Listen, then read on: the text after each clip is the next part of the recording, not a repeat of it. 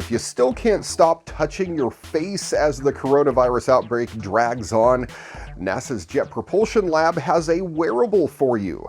The Pulse is a pendant that you can hang from your neck like a regular necklace, but it's not just decorative. When your hand gets close to the device, it starts to vibrate. That's supposed to remind you to stay away from your face. 3 team members at the lab developed the vibrating necklace to work with other coronavirus measures like hand washing and mask wearing. NASA doesn't have an Etsy shop or anything, so the design instructions to make the Pulse are available for free for anyone.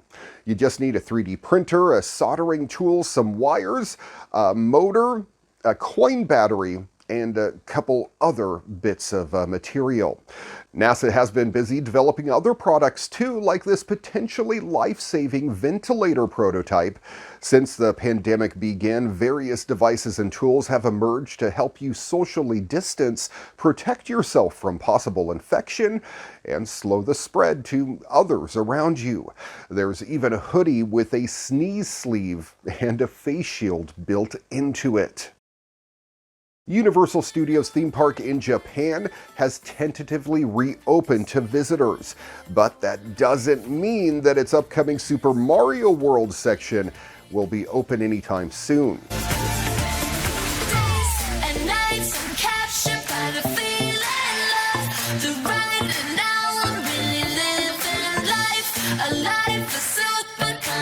NHK says the company has indefinitely delayed the Nintendo area's debut after originally intending to fling the gates open in late July. It won't surprise you to hear as to why. Mario and crew are likely to increase the number of visitors, and that's not necessarily what Universal wants right now while it's trying to keep attendance down due to COVID-19. The company is only allowing park visitors from the surrounding region and has effectively cut visitor numbers in half. You won't likely have to wait long to visit once it's deemed safe, however. Construction of Super Nintendo World is nearly finished, so it's really just a question of getting the all clear. Not that you're likely to visit anytime soon if you live outside of Japan.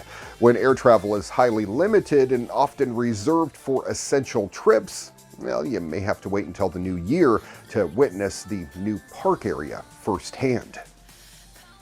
The fitting room's move from physical to digital, already in progress, is taking a leap forward thanks again to COVID-19.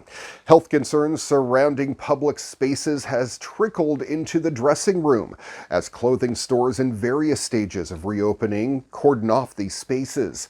Now, online fitting tools are poised to graduate from interesting future tech or even novelty to essential features. The uptick seems to be driven by consumer demand. We've seen an incredible acceleration, especially in new usage, since basically the lockdown began in mid-March.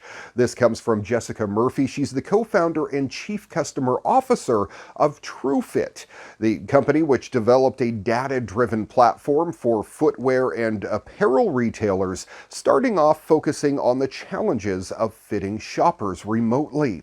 But over the years, its tech has evolved to power a personalization platform and now informs TrueFit's Fashion Genome, a massive connected data set of styles and attributes for the footwear and apparel sectors.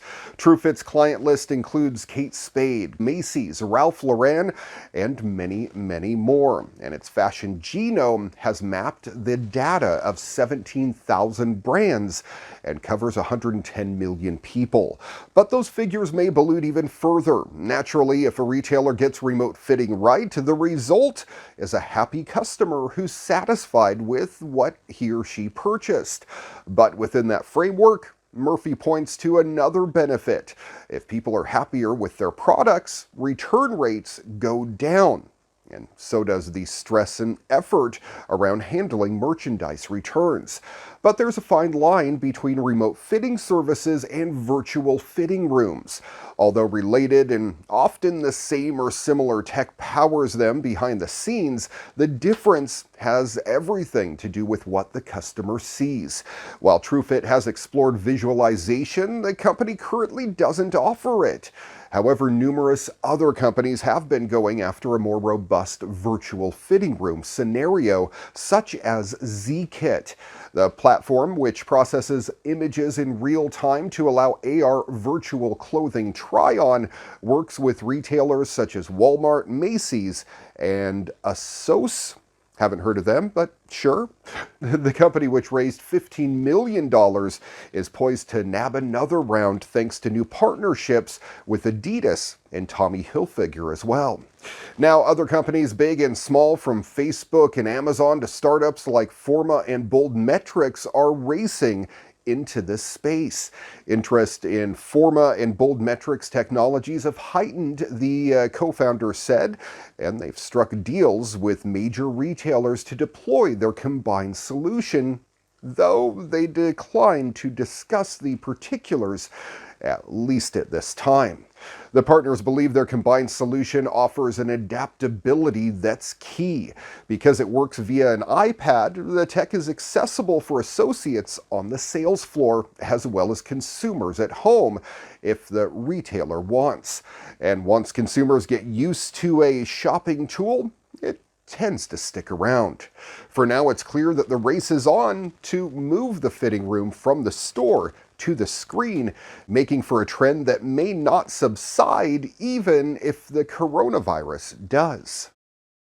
The rumors of Microsoft producing a lower-end counterpart to the Xbox Series X just got some support. The Verge reports that a leaked Microsoft document from this month makes multiple references to Lockhart, a budget and possibly cloud-oriented console for those content with 1080p gaming resolution.